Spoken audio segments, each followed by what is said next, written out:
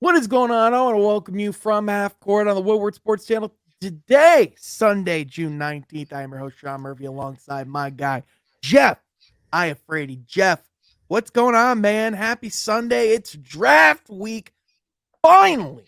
Yes, the draft is this Thursday. We've been waiting a long time for this. I remember when we made videos a month away, 2 months away. Now it's literally this week. And not Yeah, only that, it's Father's Day. So shout out to all the dads out there, man. yeah, absolutely. It's going to be hype. Happy Father's Day. But also, Jeff, we're going to be live with Woodward Pistons for the NBA draft this Thursday on the Woodward Sports Channel. So, everyone that's tuning in right now, you better be tuned in when we go live this Thursday. But also, Jeff, we're going to be making videos for the Woodward Sports Channel each and every weekend. Is that right? It is right. They'll be posting a video every weekend. So if you don't get enough content from Half Court, go to Woodward Sports. You'll get a weekend video every single weekend. Absolutely. But if you're new to us, be sure to head over to the From Half Court channel as well for all the NBA content and Pistons content that your heart could possibly desire. But today, Jeff, with the NBA draft coming up, I figured it was a good idea that we look at the top 5 players in this draft. We make some comparisons and we look at Yeah. where the Pistons could possibly go and what these teams are looking to do with the top 5 coming up this week. And let's start with perhaps a consensus number 1 player. That is Jabari Smith Jr. Now, Jeff, I know you've been licking your lips at the prospect of having this guy in the Detroit Pistons. However, something tells me this guy could go number 1 overall. What do you think about Jabari Smith Jr. and what's the chances he's even available at 5? Well, I'll answer the second question, 0. But the first question, what, Yeah. what? And I love Jabari Smith. Obviously, before we knew we would have the 5th pick, that was the guy that wherever we land. Hopefully, if we landed another number 1 overall pick, it would have been Jabari. But yeah, I mean, this is a guy who was the best player on the best team in basketball for a majority of the college season. A freshman, unblockable jump shot. His 3-point shot, I think he has one of the best shots in the entire draft. I love watching Jabari Smith. So that's a guy that people are going to look at, his versatility, his size, just his motor clearly, and his jump shot. I mean, that all those pieces go together for a top 3 pick. I mean, if he goes 1 or 2, I think between him, Paulo, and Chet, I'm gonna. That's why I can't wait for the draft, because I don't really know who's going number 1. If I had to guess, I would probably put my money on Chet. But again, Jabari would be in that conversation as well. Yeah, absolutely, without a doubt. I mean, Jabari Smith, you talk about a fit with the Orlando Magic. To go get another Rashard Lewis caliber player, or someone that perhaps could have even a higher ceiling, which when you bring up a name Rashard Lewis, a lot of people, kind of cringe inside, go, that's all you want to get in the number 1 overall pick. But I don't think people realize what kind of value that is in the modern NBA. Yeah. Yeah, Yeah. no doubt. 6'11", you unblockable jump shot. You can obviously has the length to play defense, and he showed it at Auburn. So any coach that sees Jabari Smith and that prototype is licking their lips. I mean, if he Yeah. can be coached up, I mean, the guy's going to be a great player. Yeah. People think you have to be. I mean, people make the comparison to Rashard Lewis, a two-way Rashard Lewis, and everyone's like, ugh. Like, no, that he's going to be a damn good player, man. Right. Worthy of number 1 overall pick, that's for sure. Yeah, without a doubt. But Jeff, you brought it up. The other guy that's with Jabari Smith up at the contention for the top pick is Chet Holmgren. And this is a guy that I absolutely love. Yeah. And if I had control of the number 1 overall pick, I would jump at the opportunity of getting Chet Holmgren if I possibly could. But Jeff, this guy is in the top of the draft order for a reason. Chet Holmgren is such a special prospect, from his offensive ability to his defensive versatility to all the different things he can do. He's truly the unicorn prospect. How special can a guy like Chet Holmgren be? Oh, super special. I mean, I get the weight issues, and that's a concern I've had, not because of, getting bodied, and I'm not worried about that. He's going to be able to gain weight. It's really just staying healthy for me. You got an 82-game season with Chet Holmgren, but besides that, the skill set of this man, 7'1" with guard skills, can handle the ball, can make plays for others. People bring up Porzingis as a comparison, which, I mean, I get, because they're both over 7 foot and they can shoot, but not really. I mean, Chet has a much more, expanded game, and you could really say it's hard. He's a unicorn, because really you could say he's Rudy Gobert, Porzingis with even more in his game. Like, it's ridiculous. This guy, he's one of the only players. What do you shoot? 40% from 3 this year, well over 50, 60% from the field. Like, this guy, he doesn't have to be your leading scorer, but his impact is going to be felt on any team he's on. So if you need an anchor defensively, he's your guy. Oh, without a doubt. And the reason why both of these guys are the consensus 1 and 2 is because they both can defend at such a high level, but in addition, provide a lot in the offensive end too. Right. And that's the thing that's going to be truly special about both of these guys coming into the league is that they both have high motors and both play without having to have the ball in their hands all the time.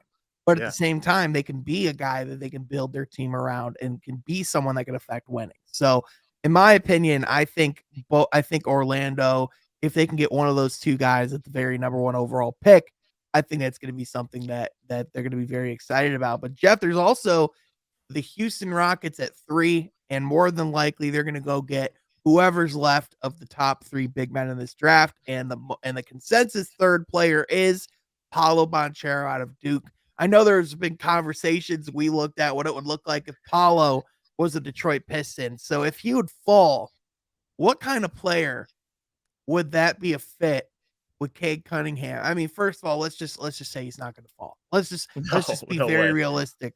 But how good can a guy like Paulo be with his offensive skills? Because this is perhaps the best offensive player in the draft as far as everything that he can offer from the pick and roll at his size, Yeah. both being able to play both ends of the pick and roll and his passing, his shooting, his ISO scoring.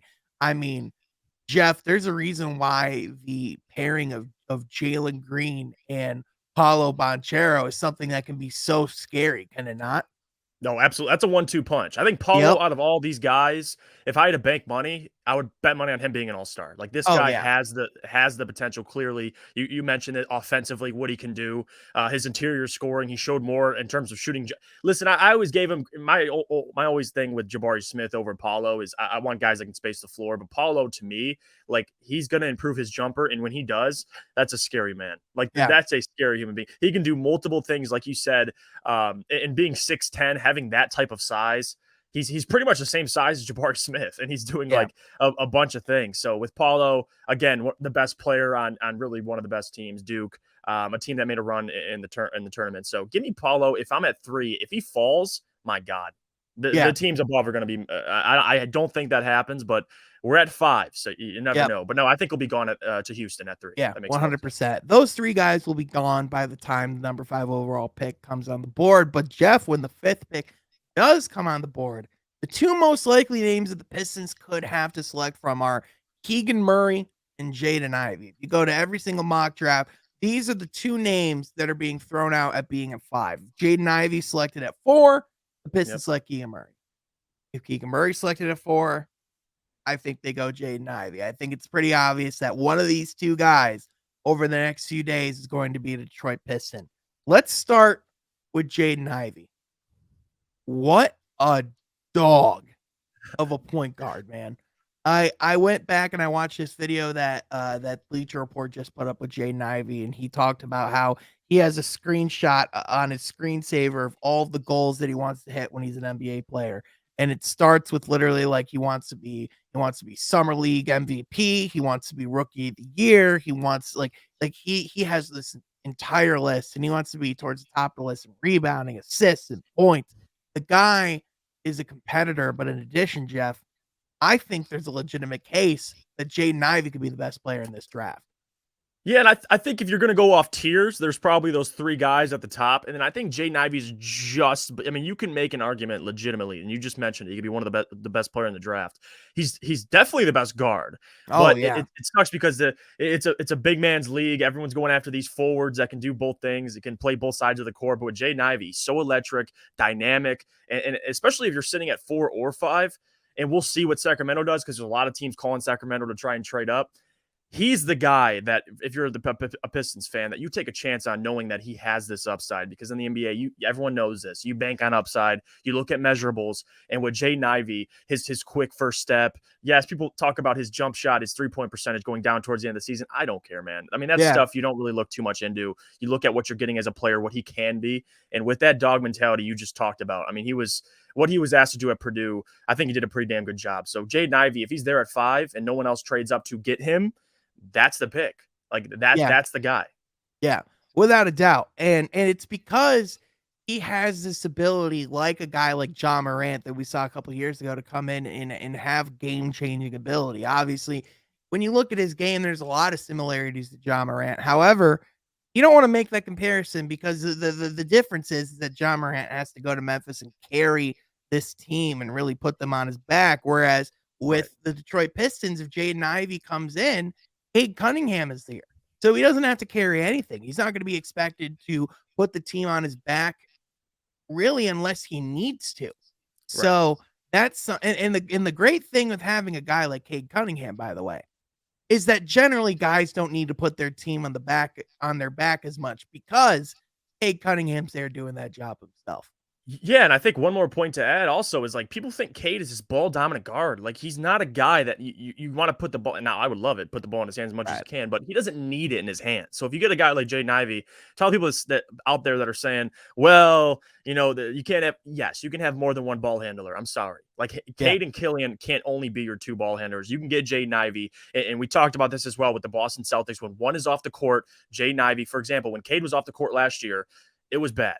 And now Yep. this year, knowing that, if Cade comes off the floor, Jaden comes off the floor, you have one guy in the game that can make plays for others and score at will, or at least try to be aggressive and be aggressive offensively. So I'm good with it, man. I Yeah. think, this team needs more ball handlers. I get Killian off the bench, but in general, in that starting lineup, it's really just Cade and Jeremy Grant. Like who else is carrying the ball up? So Yeah. give me Jaden Ivey, man, just for the upside. And he's Yeah. he's entertaining to watch. I love You watching need him. guys who can create their own shot too. And I think Yes. that's the argument of why you want to bring in a guy like Jaden Ivey. But Jeff, there's also a guy named Keegan Murray who's going to be available at the fifth spot. And if you're going to make the argument of who's the Troy Weaver fever dream, it's Keegan Murray. I mean, this is a guy from a prospect standpoint who might be the most complete player coming into the draft as far as day one ready to go.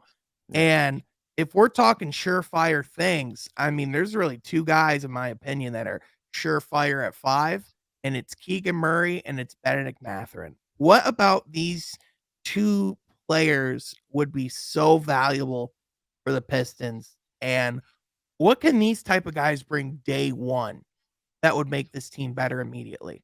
Well, number one is maturity. Both of them are sophomores, so both of them have a little older, but still, like what I look at in both of these guys, Keegan would be a big benefit, especially if you trade Jeremy Oh, Grant. yeah. You can never have enough forwards, especially 6'8" guys that can shoot. But I will say, in terms of fit, I would argue Benedict Mathurin slightly better than Yeah. Keegan Murray, and that's because I get another guy, And they 6'7". both fit seamlessly is the crazy thing. Yes, and many of these guys would fit because we mentioned it with Cade Cunningham. Any of them would fit. But with me, I guess my preference between the two, I'd rather have Benedict Mathurin over Keegan Murray. But Keegan Murray, I mean, this is a guy that, you obviously shown it from 3, and that's a benefit. But what I always look at is, like, again, when Cade's off the floor, Keegan hasn't shown the ability to make everybody better. Like, Right. he's a scorer. So, and a lot of his buckets came from post-ups against much smaller collegiate defenders. So that's something he's going to have to adjust to in the NBA. I mean, these guys are all grown-ass men. So he was great in transition. But again, in terms of fit, I would rather take the 6'7", wing who can catch and shoot. He's becoming a ball handler and can make plays for others. He was asked to do that more at Arizona this year, and Mhm. he just has that dog mentality. You mentioned it with Jaden Ivey. Like Benedict is a guy that it just wants to win. Period. So Yeah. give me Benedict Mathurin between the two, but Keegan Murray. I mean, I think Pistons fans would be happy with either one. Yeah, absolutely. And the beauty is that Benedict Mathurin is the type of guy that can be a play at 7 as well, Jeff, as your guy Shaden Sharp too, who can be a Yeah. play there as well. So Yep. there's a lot of different things that the Pistons could do. But Jeff, as we're ending the video, who do you think the Pistons are going to be walking out with when it's all said and done on Thursday night? Who do you think when push comes to shove, Mhm. who's going to be the name on that card as the Detroit Pistons are on the clock? I think that 4th pick is the X factor. If the New York Knicks trade up or anybody trades up and to Sacramento and takes Even Jaden possibly Ivey, the Pistons, by the way. and even possibly the Pistons. But if Jaden Ivey's gone, I think it'll be Jaden Ivey. But if he's gone, give me Benedict Mathurin. Yeah. That's the guy. Absolutely. In my opinion, if Jaden Ivey's off the board, I think it will be Keegan Murray, but I would also really like Benedict Mathurin as well. Listen, the Pistons can't lose at this pick, and there's certainly no consolation prize, even though they didn't get the top 3, and they're not going Right. to be able to get one of those 3 marquee players in this draft.